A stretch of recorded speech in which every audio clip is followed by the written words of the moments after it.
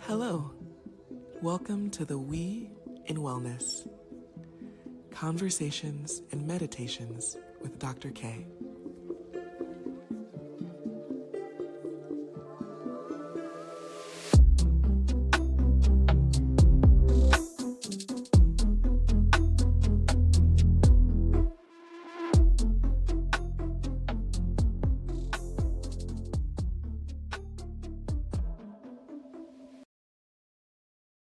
Hi, Chamika. Welcome to the We in Wellness. Hello, Dr. K. Thank you for having me. Okay, so I know who you are because you are, you actually might be like the first person I met when I moved to Guadalajara. But would you care to introduce yourself? Maybe tell people uh, that, that who you are, where you're from, uh, what your interests are, your very multifaceted, intelligent brain. Thank you. Okay, sure. My name is Chamika Bernadeau, and I'm Haitian. I came here to Mexico about 11 years ago because I got a scholarship, and it was such an amazing experience that I stayed for so long. And I'm pretty much a bit Mexican by now. Yeah. And well, I had to learn the language like while coming here, but I still like know how to speak my language. And I speak English too because of my work and because I used to play a lot of video games when I was younger with people all over the place. So when you're all over the place, English is like the easiest way to connect. Mm, And what else? Yeah, my interests were like anything that could let me experience. At a younger age, it was video games. And then it was like kind of narrowing down for me the path to seeing that mm, what I really enjoyed was communicating with different people all over the world.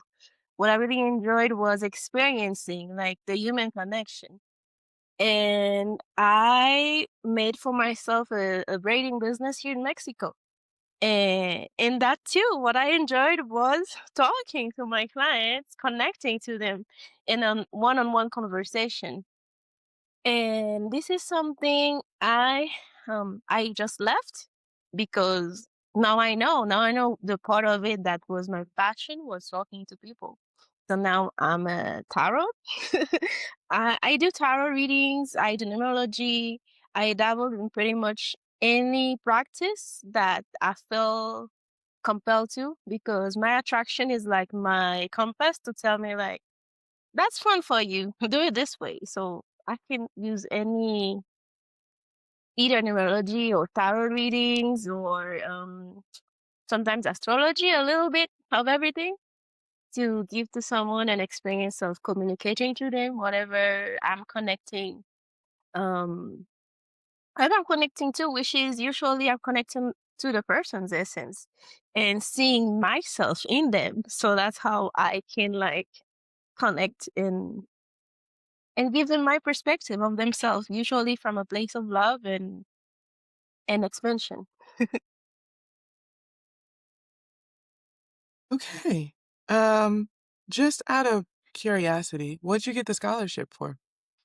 Oh, I got it for I forgot to mention that. Yeah.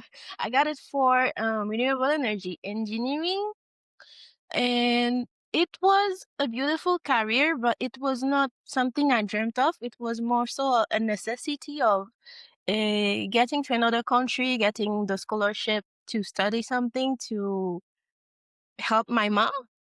And then I had to pick from a list of certain careers, limited careers. So that was the most attractive one because it has something to do with the climate, with the renewable ways of generating power that weren't like damaging to nature because I love nature very much.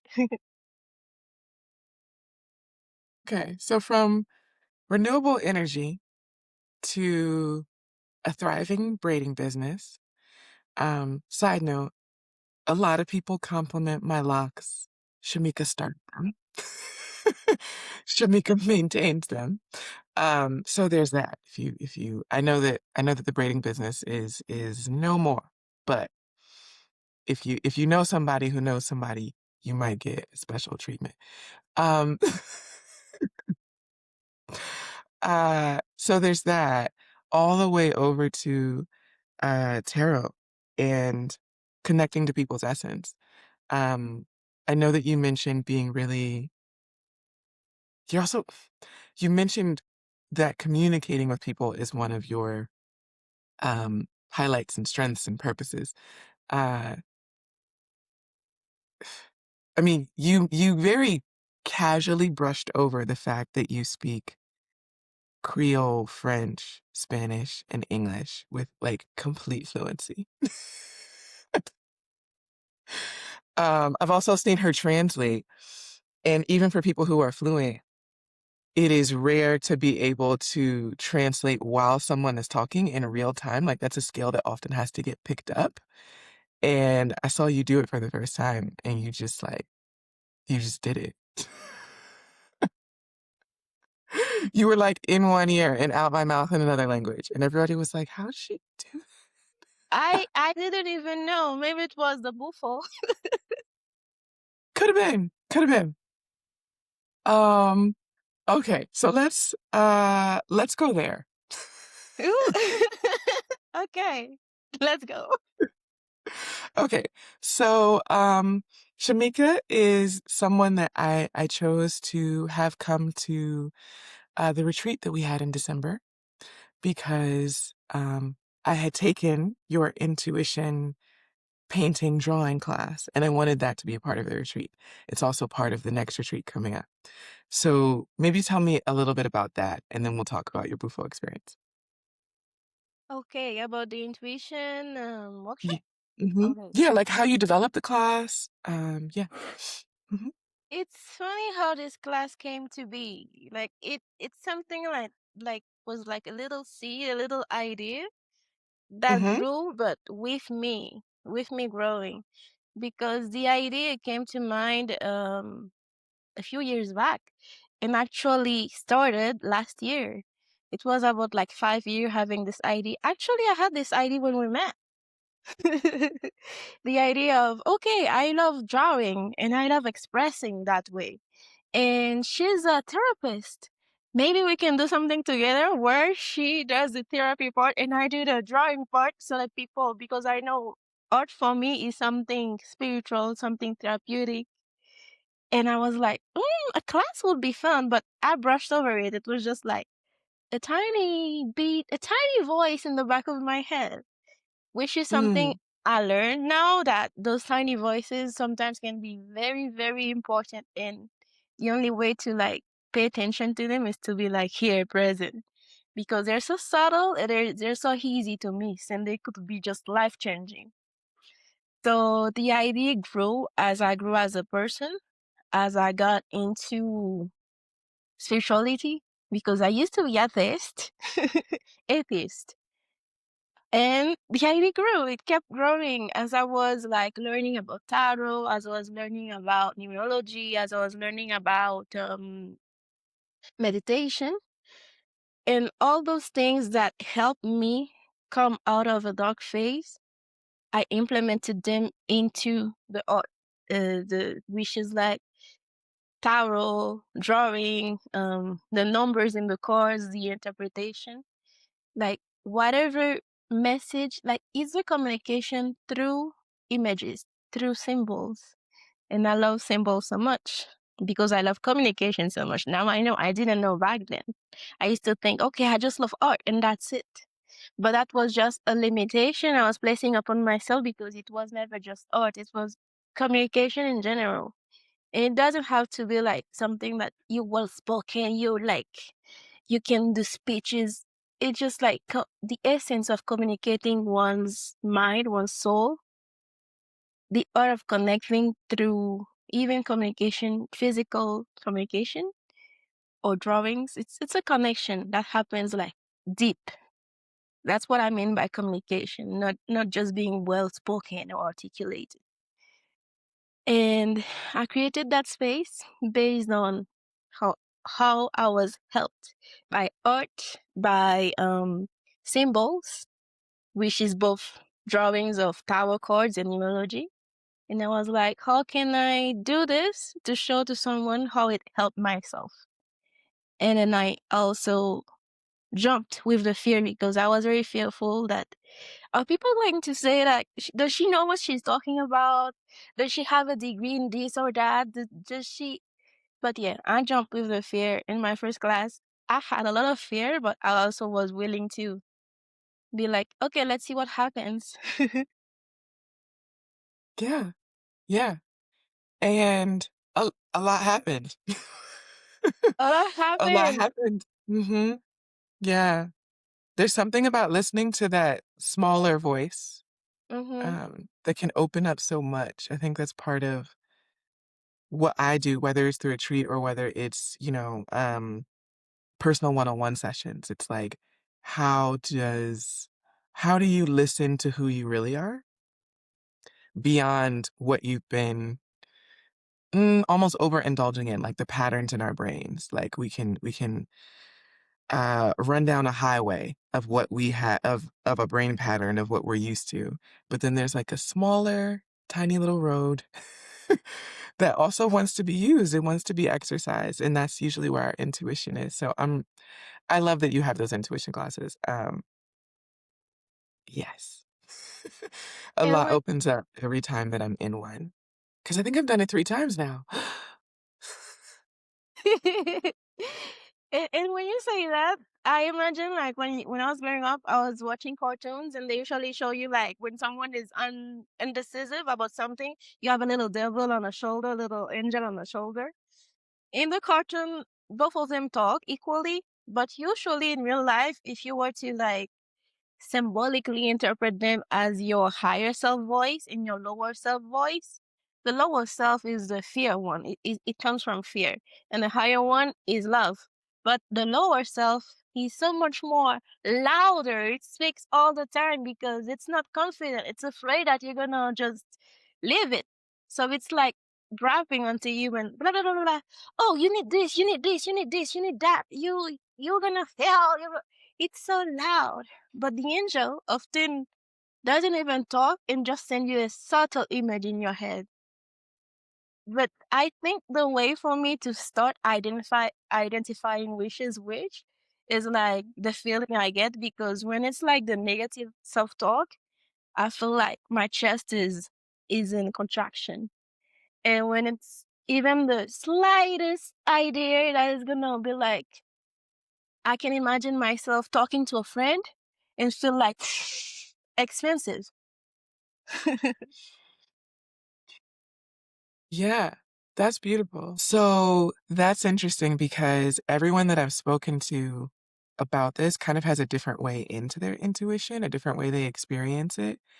But it is always hearing fear. Fear is often louder. That voice is often more dominant. And the other voice is softer and more quiet or less less easy to discern, but the feelings that go with it are the same. So someone they may feel it in their gut or they may feel it in their chest or they may feel like that can shift, but it's a difference between like feeling expansive and in flow and I guess high vibrational, um, versus more constricted. Yeah. Which I think is what you were describing with your angel Yeah, and other metaphor. yeah, because everyone's way is so different. We're unique. And sometimes and for a long time I've been like expecting myself to feel spirituality the same way as you see in the news, in the TV, in the YouTube, but everyone is unique, so we all have our little flavor, a different flavor for everyone. Yeah. Um, Speaking of which, you mentioned that you were atheist. Ho Is there a label you would identify with now, or, like, what has shifted? If I have to make up a level, I don't usually like levels so much because I feel like they limit me. But if I have to make up one, would That's be fine. like a spiritual experimentalist or spiritual. Mm, I have to experiment my way through spirituality. That's what I'm trying to say. Like I I like love it. to like know what it is for other people, because for me it's like the exchange of, okay, I feel it that way. How do you feel it? Oh, that's nice. I didn't know it could be felt that way. Yeah. Yeah. Ooh, perfect segue. Because I didn't know it could be felt the way that you did it in the Bufo ceremony. So let me, I'm going to set this up a bit. Chamika came to the retreat as a facilitator. I had asked her ahead of time if she wanted to do mushrooms, um, or, experience them, right? And she said, she checked, and the answer was no. So I was like, cool, got it. No, no medicine for Shamika.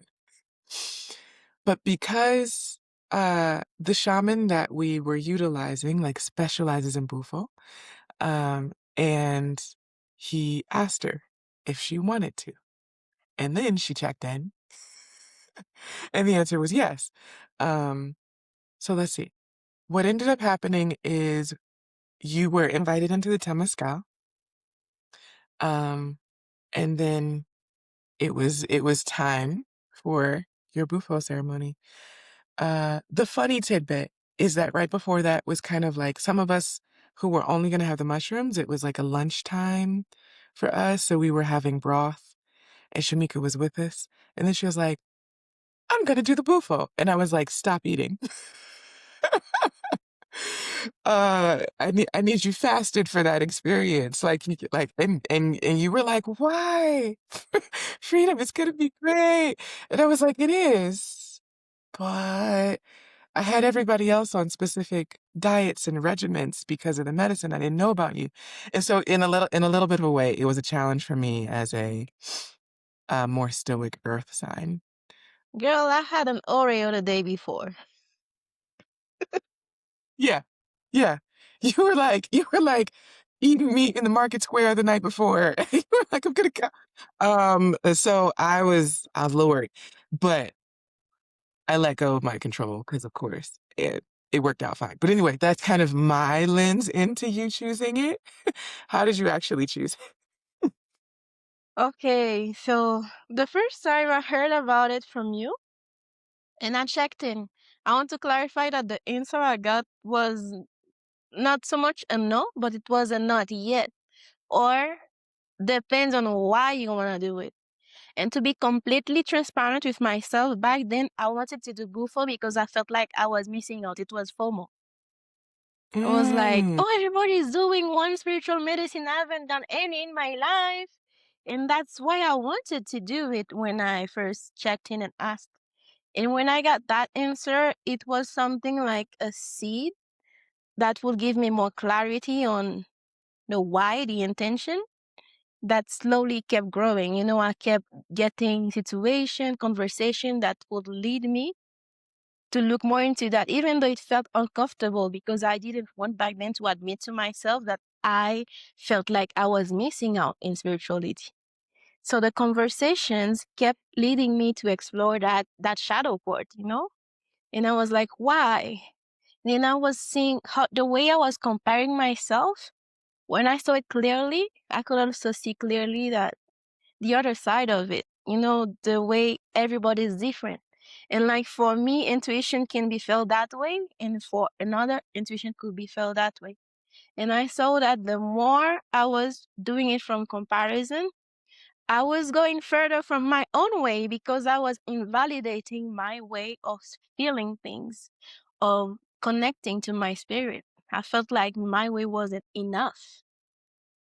So this, I kept working on it consciously sometimes, subconsciously sometimes, where I would get like choices and then either to trust myself or try to do it someone else's way. I got clarity into that part of myself. And by the time I went to your retreat, it was, I think, the last work I had to do in that area. I did it in a dream the day before.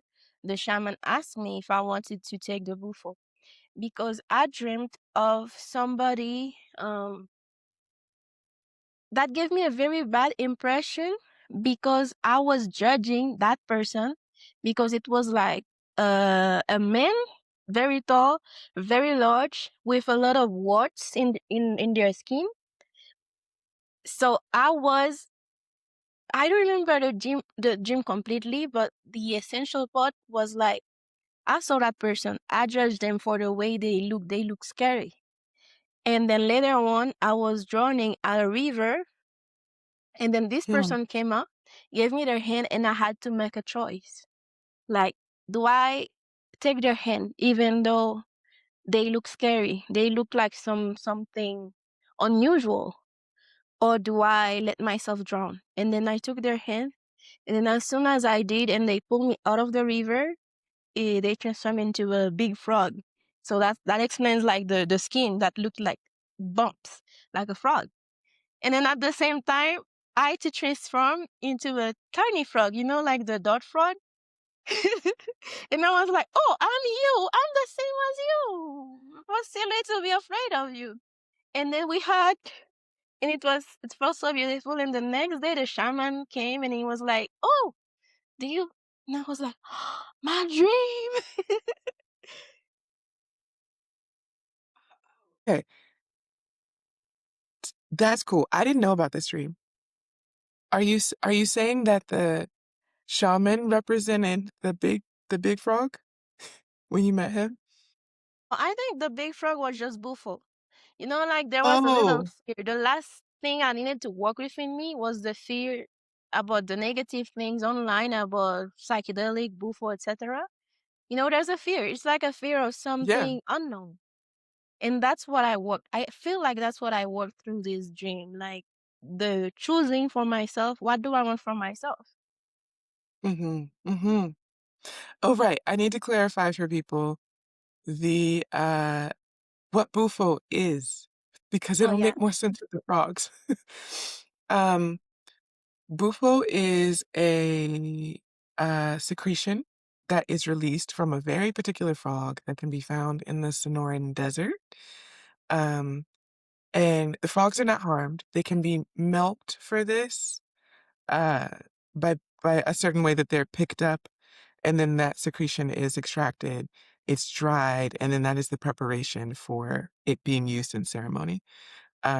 And the shaman that we were using, he goes and collects that himself as part of his practice. So the relation to the frog is actually like bufo is like a type of frog. It is the scientific name for that toad, frog toad. Mm, yeah, it's Bufo alvarius, I think, and it's a big frog.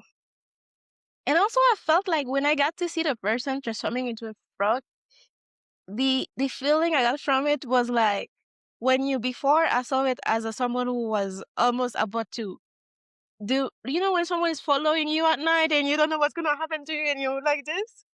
And then when it saved me, I was like, "Oh my god, that is the sweetest old man." It felt like Sandra type of man, or like the sweetest abuelo type of thing.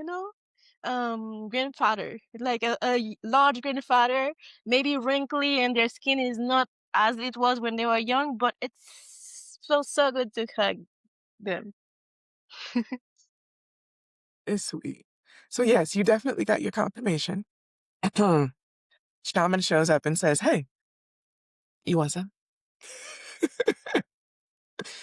Um, I had the bounty, graciousness, excitedness of being witness to your ceremony.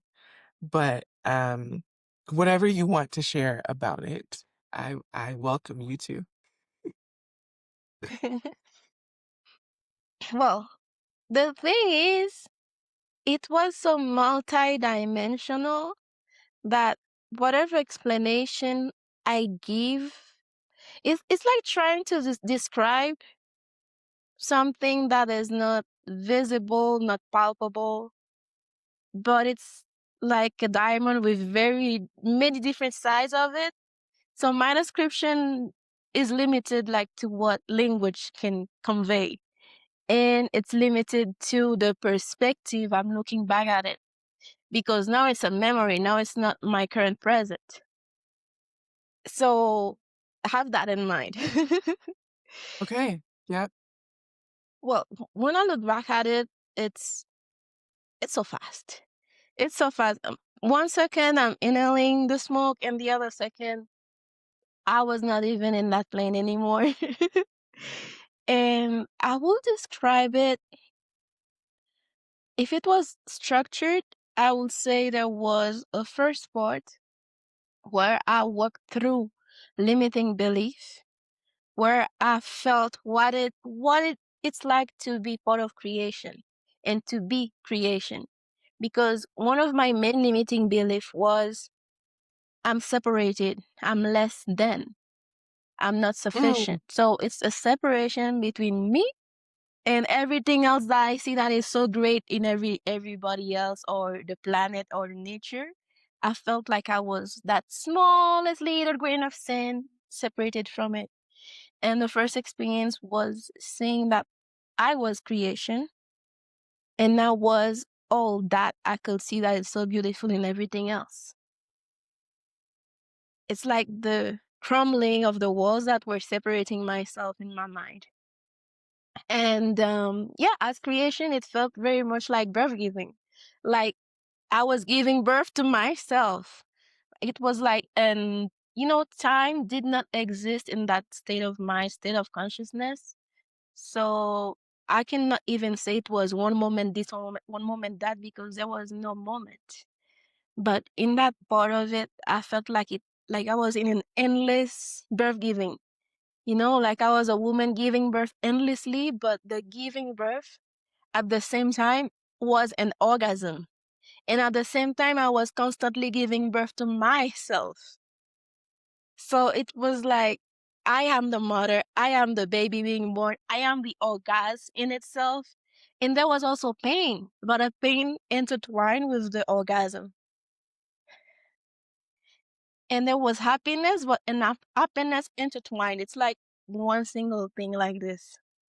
And like pulsation, it came in waves. Like I was feeling all this that is so good, but all that is so bad, but it Mhm. was perfect. So perfect that way. I was feeling so cold, but also so warm at the same time. And I was the orgasm in itself, the light and the shadow at the same time. And it Mm. created a perfect communion, like being the birth giver, the baby being born, the act of birth itself, and complete expansion. And it was unknowing. I did not get that much visual besides lights and um geometry. But it was like a mandala when it's not was, but it's like the closest thing I can describe it. It was like a mandala that kept growing, and definitely you don't see any borders, it just keeps growing. And I was hearing the loudest vibration. It's like when you're a car in a plane and there's a the loudest. Like the sound was me too.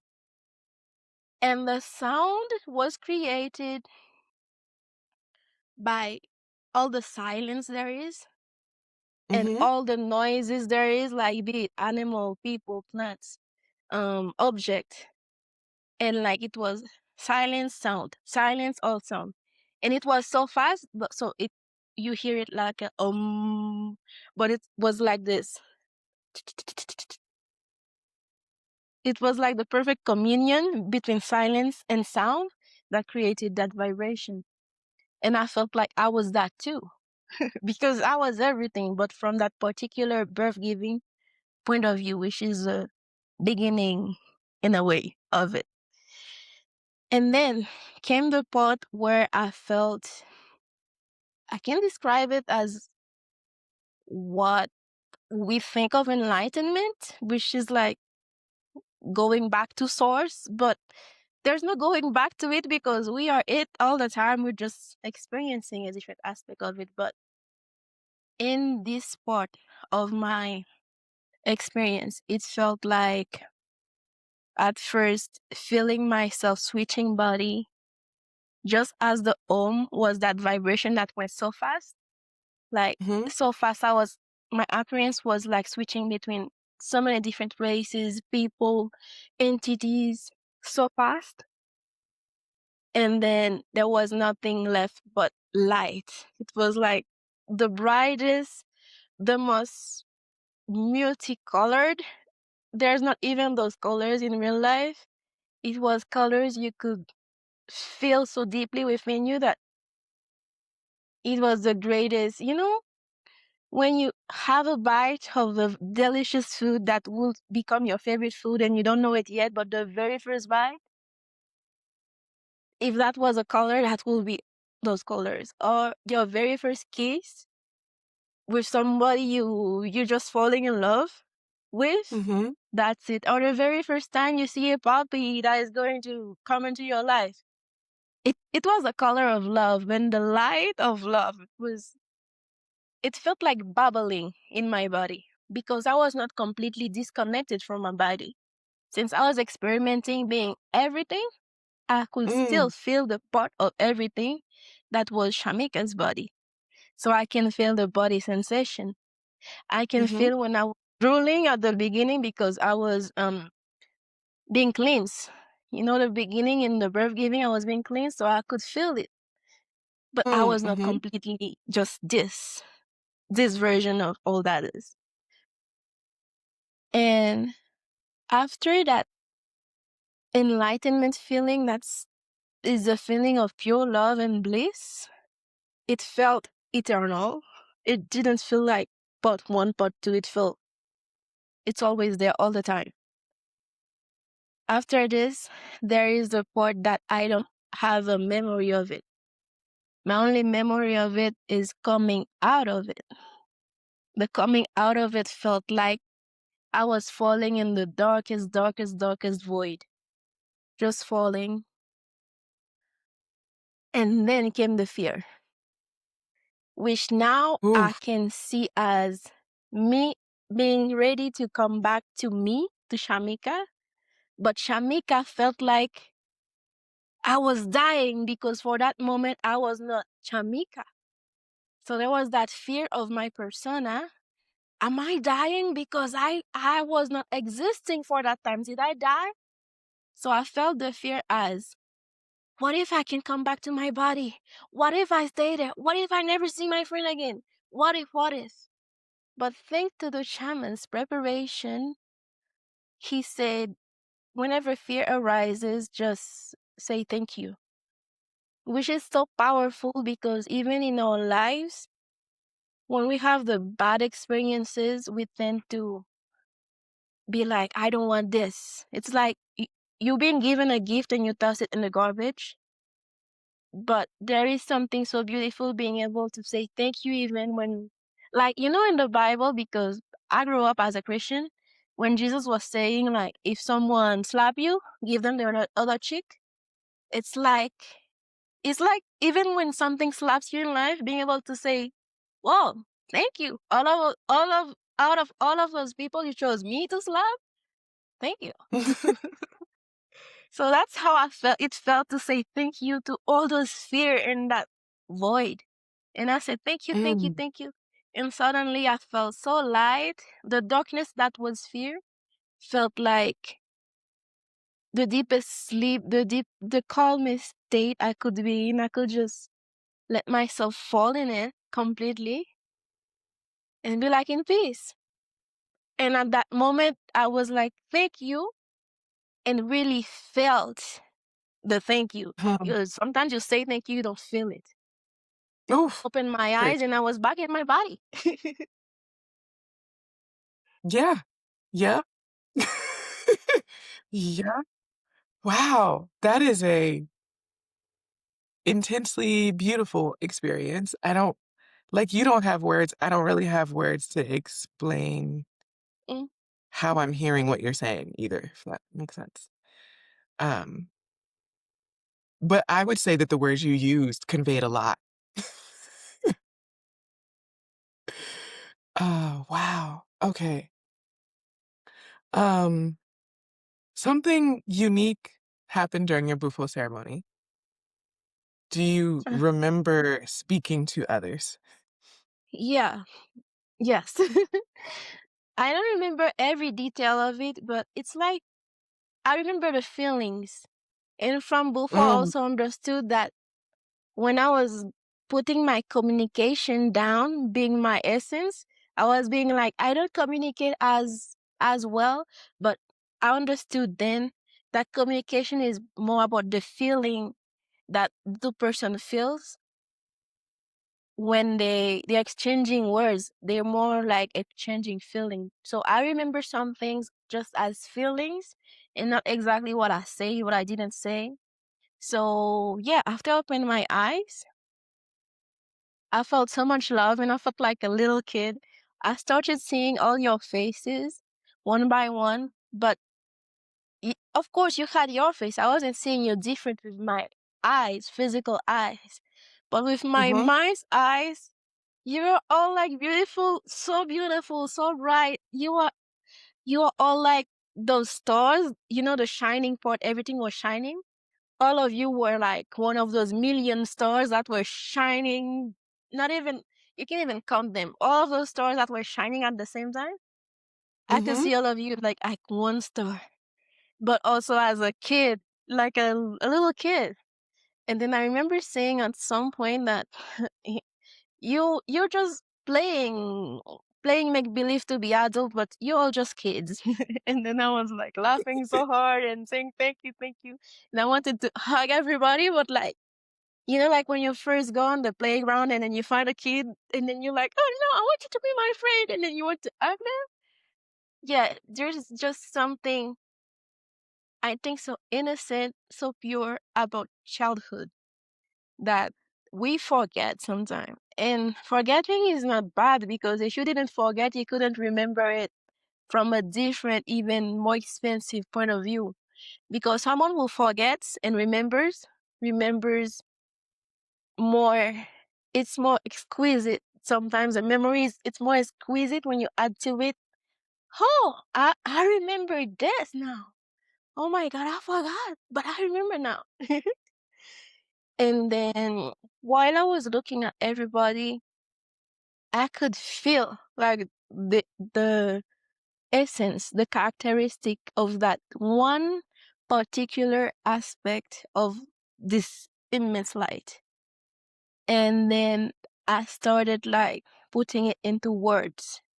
For some people, it was like seeing a children that just woke up from a bad dream and you see them feeling fear, but you also know that the fear isn't real.